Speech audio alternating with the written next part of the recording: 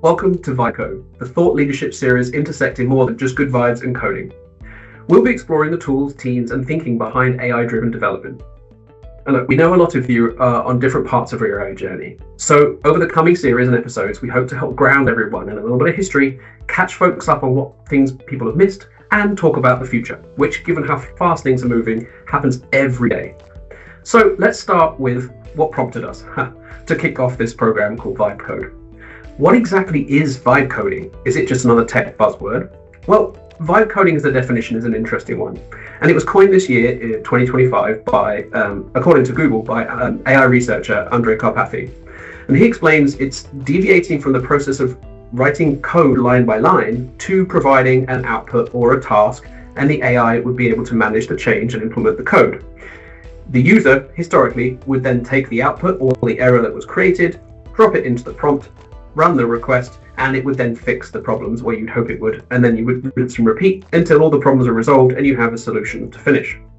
Now, as you will hear in the upcoming episodes, it is both incredibly impactful but also equal parts risky. You can accomplish a significant amount of productive coding. However, there needs to really be a human in the loop here. Validate changes, review against compliance, and make sure the AI isn't wandering off on a different task and has the correct context window to provide the right code responses. In future series, we'll be discussing how we at Valor Reply are dealing with the movement of the bottleneck in the software development lifecycle. And I want to be super clear, building an app in minutes is not science fiction. It's happening right now. And this isn't the part where I reveal myself to be AI, that is in a future episode. But consider this, an educational technologist in Hawaii wants to build a complex plywood cutting visualization by giving simple English instructions to an AI chatbot, or a growth marketer with zero coding experience building a crypto app by simply describing their idea.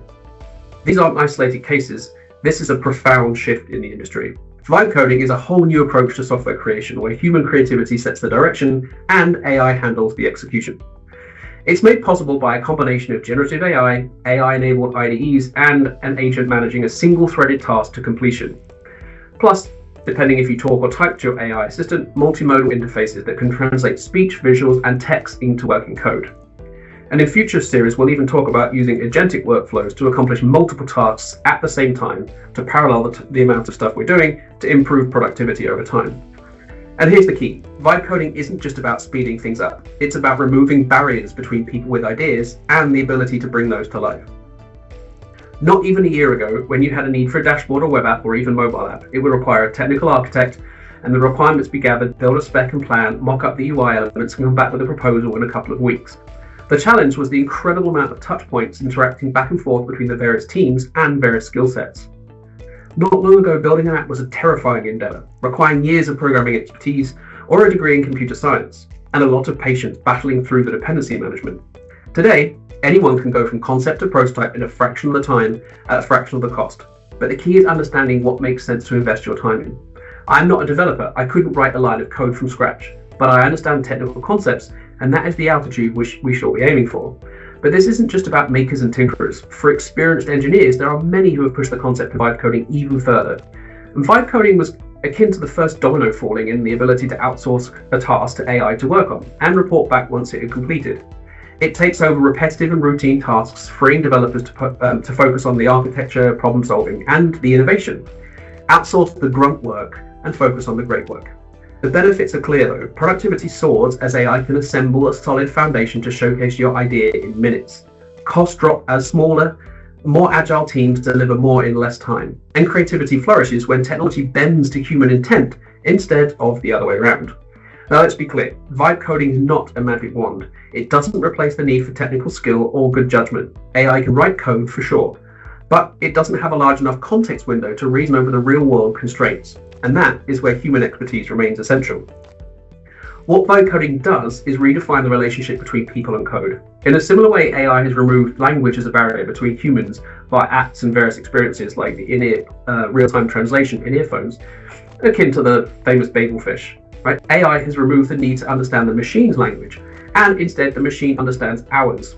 The coding interface becomes human-centric. From natural language, voice commands, or even sketches and doodles, the AI reasons the intent, handles the translation to actual code. And this shift is rippling through the entire software development lifecycle.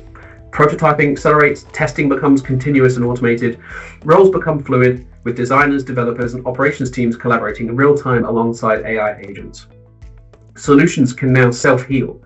App crash logs or filtered user feedback can be remediated, testing completed, and fixes applied, all without human heavy lifting.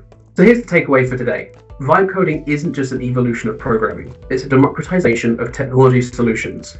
Providing deeply complex solutions and infrastructure to those who don't truly understand it is a double-edged sword though. And whilst it's about lowering the barrier to innovation so that more people in more places can build meaningful software, it's also critical people like us exist to help organizations plan, engage, and iterate in the business environments that have security and compliance requirements by providing our technical insight and experience. We're at the start of a new era, one where the ideas that shape the future won't be limited by those who know how to code, but who dare to manage up the next solution. So to that end, we have an awesome lineup of future videos. First, Pete will be covering how vibe coding has reinvented the SDLC. Mithuna is going to be sharing why, despite this awesome deliberative AI world we live in, humans are more necessary than ever. Marcus is going to dig into the real challenge with vibe coding, trust and compliance, and Preston is going to talk about accelerating pilot to production responsibly. Enjoy the rest of the VibeCode series, and you'll hear more from us at the end of the series about how Valorum Reply's Strategic Innovation Accelerator won't just help you build something faster, but help you think differently about how you build solutions in the future. Thanks.